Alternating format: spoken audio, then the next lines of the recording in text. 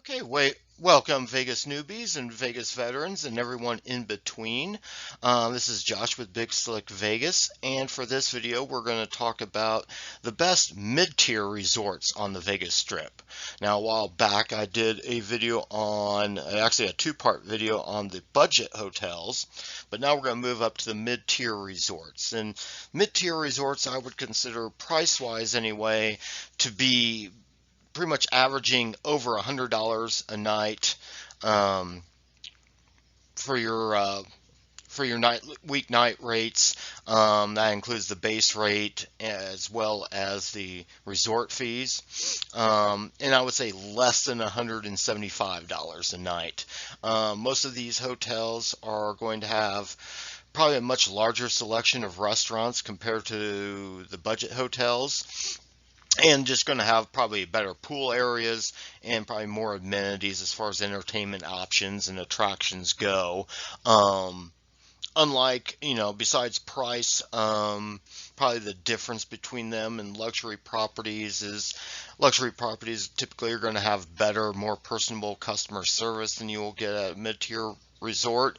But by and large, the upkeep and the attractions and dining options and so forth are about pretty similar. So if you're looking for something, if you want a little bit better experience rather than staying at a budget hotel, but not pay the big price that you would get at a luxury hotel, mid-tier, staying at a mid-tier property might be the choice for you. So we'll start off with the MGM Grand, which is located on the south end of the strip, right there on the corner of Las Vegas Boulevard and Tropicana. One good plus of this is it is fairly close to the airport, so you can pretty much get to the airport to the hotel in a pretty quick amount of time, really, without costing you the extra fares that you might get going somewhere further north on the strip. The MGM Grand happens to be, I think, the largest hotel in Las Vegas and one of the largest in the world when it comes to the amount of rooms that it has. We're going to go off the Grand King Room, which averages out to $125 a night at 446 square feet. It's one of the larger rooms as far as base rooms go that you'll find at most hotels. There is another room that's a little bit less than the Grand King room, that being the West wing room, which I would avoid. It's not that much cheaper and it's way smaller and has a very claustrophobic feel. So for typically an extra 10 or 15 bucks a night, you go with the Grand King room. So like I said, it's one of the more spacious rooms you're going to find as far as base rooms go. One of the key selling points for the MGM Grand is their pool area, which is one of the larger pool areas there on the strip. It also, of course, includes a lazy river, which many people enjoy.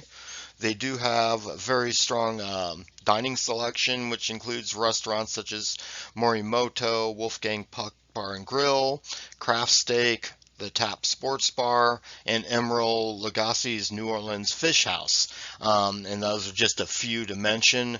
They do have the MGM Grand Buffet, but it's one of those buffets I would probably avoid. Not considered one of the best, maybe even the worst buffets there on the Vegas Strip. But it is a very nice hotel. Probably a drawback of it is that because it is so huge, it can be a little difficult to navigate and can take quite a bit of a walk just to get from your room outside to the Vegas Strip. Another big plus of it is it has a wide range of entertainment options and attractions. They do have the Cirque show labeled Ka that's very popular, along with Jabberwockies, and Daybreak Copperfield plays there regularly. You also have Brad Garrett's Comedy Club for those who like seeing stand-up comedy. You also have, for those fans of virtual golf, there is Top Golf. Also, routinely is the MGM Grand Garden Arena is used for many main events for UFC and for professional boxing. So those are some of the pluses of the MGM Grand. Next, we'll go on to the Mirage, which is located a little bit closer to the center of the Vegas Strip, kind of like about north center, just on the other side of, kind of in between Casino or Caesar's Palace and Treasure Island, and right across the street from the Venetian. The Mirage is considered one of the first mega resorts to be built, built by Steve Wynn back in 1989. It may have even been considered the first luxury property of its time, but now over the years it's certainly fallen down to the mid-tier level. The Resort King Room averages about 146 a night, and it's pretty much an average size room at 394 square feet. Like its sister property, the MGM Grand, it does have a very popular pool area, which also I believe has a lazy river. There's also a separate adults only pool, which is actually a topless pool as well. Also has a pretty good dining selection. You have Heritage Steakhouse, Diablo's Cantina, the Pantry, and the Still. Also has a pretty good selection of attractions, such as they have the wild habitat and dolphin exhibit there, along with the Beatles Love show, which is also a Cirque show. They also have a new act called Shinlin, which I believe is some sort of magic act. And then you also have the Aces of Comedy tour, where we have a lot of major comedy headliners that perform there, such as Ron White, Dave Chappelle, Jerry Seinfeld have all played there in the past. Also it's noted for having a very nice vibe and atmosphere to the casino area and to the property in itself. Kind of goes with a little bit of the tropical theme it has going on, and it's always been a favorite of most people, and certainly a place worth checking out. Next on the list, and this one's a little tougher, we're going to go with Caesar's Palace, as you can see circled right there in the center part of the strip. Now, Caesar's Palace, oftentimes people will look at Caesar's Palace as a luxury hotel. And a lot of that just depends on which tower you're staying at, price-wise anyway.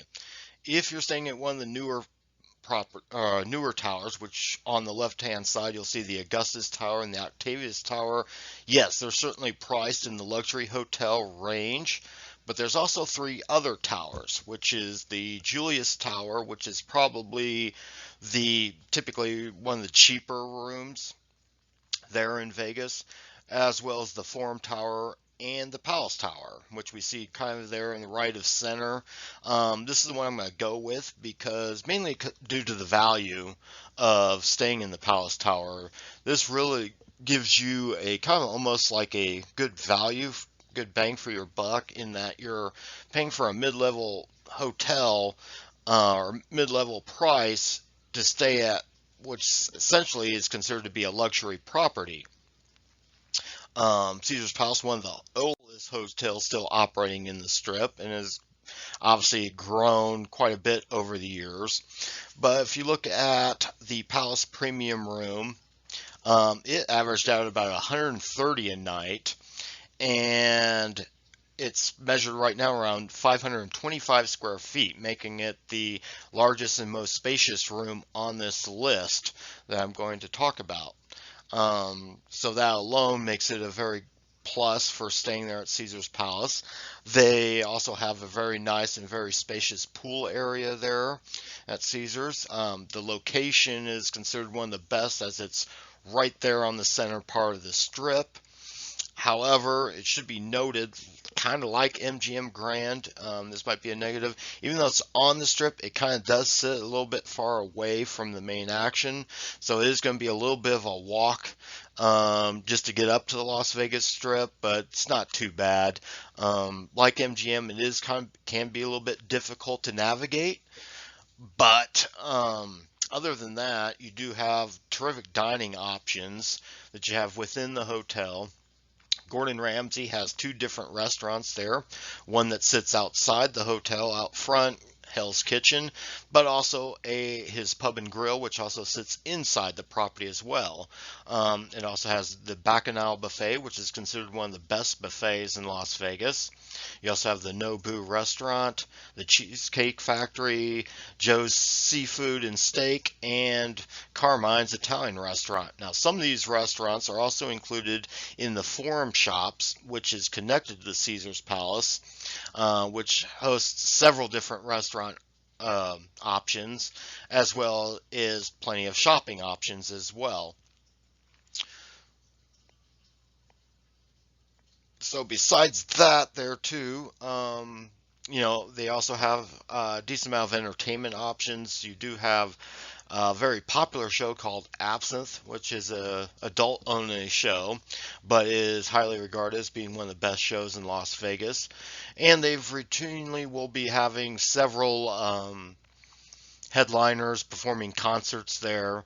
I believe Usher is going to have a residency there. Of course, in the past, both Elton John and Celine Dion have had residencies there in the past. Also, looking on their website, they do have some upcoming concerts coming up that includes Rod Stewart, Sting, along with Brooks and Dunn and Reba McEntire. Now to our next one on the list is Paris, Las Vegas, which is once again located right in the center part of the strip, has an excellent location, and also rarely has really quick walking distance to many hotels on the strip, which includes Planet Hollywood. It's located right across the street from the Bellagio and the Cosmopolitan, and it also has an indoor walkway that will connect you over to Bally's as well. Amongst Paris, we're going to look at the Burgundy Room, which averaged 117 a night, which is a pretty good rate. It's probably one of the lower rates amongst the hotels on this list. It's pretty much the same size as the Mirage Room, which is at 394 square feet, just a little bit cheaper than what we saw with the Mirage. The dining options at Paris are really good. There's a lot of favorites there. Mon Ami Gabi, which is a favorite of most people. Gordon Ramsay also has a restaurant there, his steakhouse called Gordon Ramsay Steak. You have the famed Eiffel Tower restaurant, which is located in the pretty much the replica of the Eiffel Tower that sits out front of Paris. You also have the Beer Park and Hex Kitchen. One thing too to say with both Hex Kitchen, Beer Park, and Mon Ami Gabi all feature outdoor seating where you can get a good view of the strip itself while doing a little people watching. There's also a lot of quick bites. One of my favorites there is La Crêperie, which is just what it is. Serves crepes. There's also a burger place there, as well as a pizza place if you want something really good and on the go. As of right now, they do not have any shows performing right there. I think they're in the middle of remodeling. A lot of this due to kind of post-pandemic issues, but hopefully they'll be getting some new shows there shortly. I guess their one main attraction is you can take an elevator at the top of the Eiffel Tower there and get a good view of the strip as well. Also, another good plus of staying at Paris is in their rooms, they do have a complimentary in-room mini fridge that you can use for your own personal items. Some of the other hotels I just talked will have a mini fridge, but they're very much a stock mini bar that's pretty much stocked with items that you would have to pay for. They get automatically charged to your room. At Paris, they have an empty one that you can use for drinks or snacks or whatever you want to keep in there. I've always enjoyed Paris, too, for its vibe and atmosphere. Just kind of a laid back atmosphere there. The casino is well designed. I think it's a decent sized casino, and it's pretty easy to figure, to navigate. And I also really like the Parisian theme that the whole resort has to offer. And finally, we're going to next go to Planet Hollywood, which is located right next door to Paris, also on the also on the center part of the strip, kind of like more south central, but it is, like I said, right on right next door to Paris and right across the street from the Cosmopolitan and catty corner to the Aria and City Center. It's also really not too terribly far of a walk to the MGM Grand if you wanted to walk down there. Um, Probably one of the with Planet Hollywood, you're looking at about 131 a night on average, and that was for the Hollywood Hip Room, and it also comes out to about 420 square foot, which is also a pretty decent sized room there. Probably not as big as what you had at the MGM Grand, or certainly not at Caesars at the Palace Tower, but still a little bit above average. It also has, of course, a very good location as well on the Strip. It is connected to the Miracle Mile shops, which is basically a big shopping and food area connected to Planet Hollywood, much like the Forum shops are connected to Caesar's Palace. They do have an many dining options there as well. They have a few within the resort, and then you have plenty over at the Miracle Mile shops. There's in Planet Hollywood, you have the Earl of Sandwich, which is a favorite amongst most people. It's a nice little deli sandwich shop there. Gordon Ramsay has his burger place there, along with Strip House, which is a steakhouse. Just a few restaurants, just the name. At the Miracle Mile shops, you have Blondie Sports Bar, you have Ocean One Bar and Grill, which is home to the famous $5 lunch specials they have every day. You have Pampa's Brazilian Steakhouse, Lobster ME, known for its lobster rolls, and the Nestle Toll House Cafe, just to name a few. One thing, I think one big advantage too of Planet Hollywood, it might have the largest selection of shows. If any place on the Strip, Chris Angel plays there, as does Gwen Stefani. Um, Also, I believe Shania Twain's going to have an upcoming residency. You also have several other shows that are located in the Miracle Mile shops, such as All Shook Up, Burton's Magic Show, V, The Ultimate Variety, and the Zombie Burlesque Show. And I think there's also a few other shows as well, some other magic and pet shows if you're a big time animal lover. Like Paris, the rooms do include an in-room mini fridge that you can use for your own personal items. And also, once again, I think a lot of people will find the vibe and atmosphere to be a very fun and upbeat atmosphere there. Probably, depending on your taste, not quite as maybe casual or laid back as Paris, but a lot more upbeat. The casino area is a good sized casino. Can be a little difficult to navigate, but probably not as bad as a Caesar's Palace or MGM Grand. But still has a very, as you can tell in the top right corner, it's got a very bright atmosphere to it, and certainly lives up to its name, that being Planet Hollywood, that with that type of theme. Also should be noted, in all the rooms they typically have some sort of entertainment or Hollywood memorabilia that you can see in the rooms in the form of pictures and whatnot. So that concludes my list there, my favorite mid-tier properties. I hope you enjoy, and wait for my next video to come out. And please like, share, and subscribe if you enjoyed this video. We will see you next time.